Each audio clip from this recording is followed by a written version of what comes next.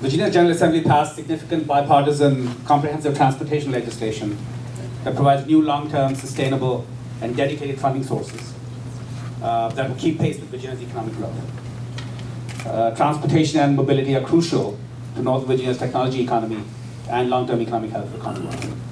Given you and your opponents' different perspectives on the transportation package, do you anticipate proposing any changes to the package in the next General Assembly session and/or in its implementation?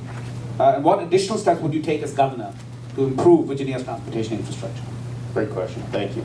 Well, of course, I still live in Northern Virginia. I grew up here, so I suffered through it too, and know how important this issue is. I've knocked on doors in my Senate district for years and years, and it was a top flight issue for people all the time. And I supported this year an alternative by Senator Newman, got 18 votes in the state Senate.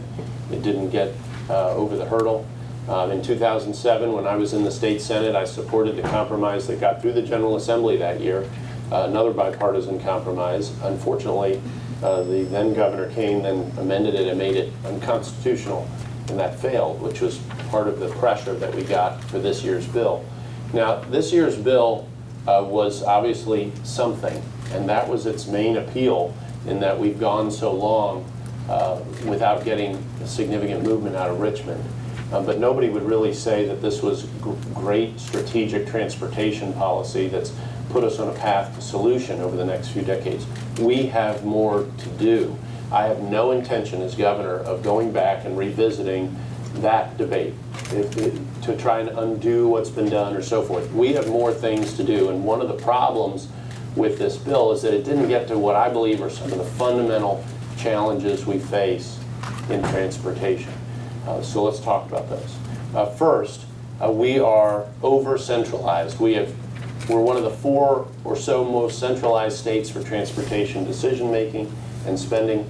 That's a problem. We need our localities and our regions to have more autonomy than they had from Richmond. So interestingly here, I'm running for governor, and one measure of success will be 4 years from now, the governor will have less power over transportation when I leave than when I arrive, if I win this election and if I'm successful. And the other is the connection between land use and transportation. This has been painfully evident in Fairfax County, in Northern Virginia, in our counties especially, that disconnect between the decisions about land use and the decisions about transportation. And we need to coordinate those better. And by coordinate, I don't mean reports back and forth. I mean authority. I mean responsibility that doesn't now exist. Now, so that's a direction that we'll go. We'll lay that out in a lot more detail in transportation proposal that we have coming later. But I do want to point out that given this bill that passed this year, there is going to be more money coming.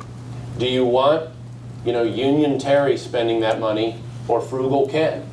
And that's a huge difference. That is a huge difference. Does anybody in this room think a Governor McAuliffe would have pushed MWA the way Governor McDonald did to rebid Phase 2 and to knock $300 million off the price tag, in part by getting rid of the PLAs in there?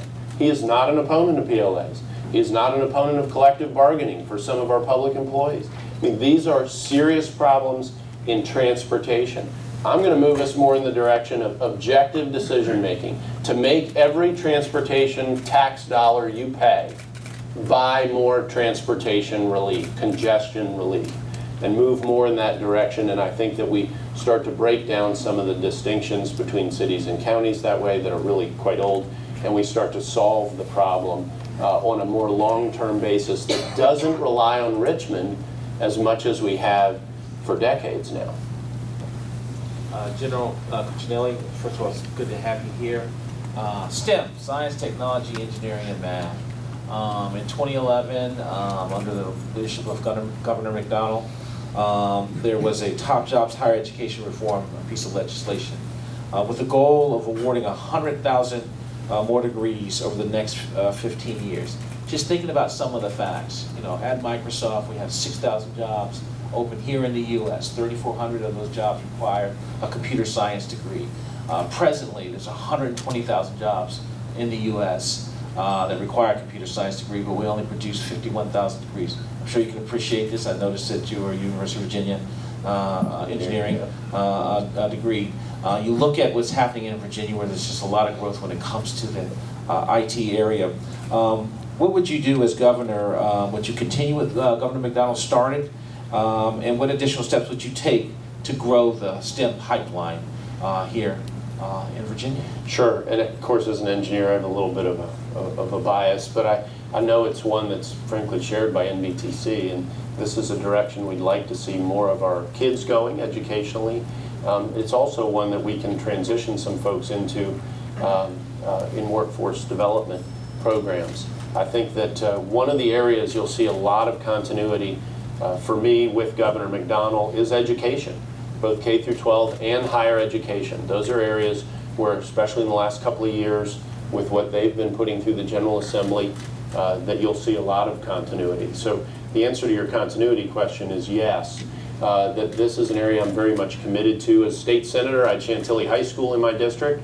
They do a spectacular job in the high school age range of promoting STEM, and they're putting out, well, I want to say their data, as I recall, is about 80% of their kids are going to higher ed and going into those disciplines.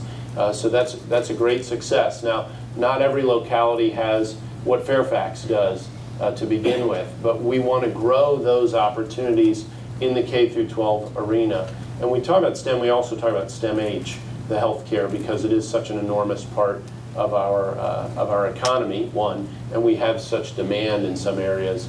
And in some parts of our workforce development that involves STEM programming, STEM-H programming. Northern Virginia Community College does well on the health part.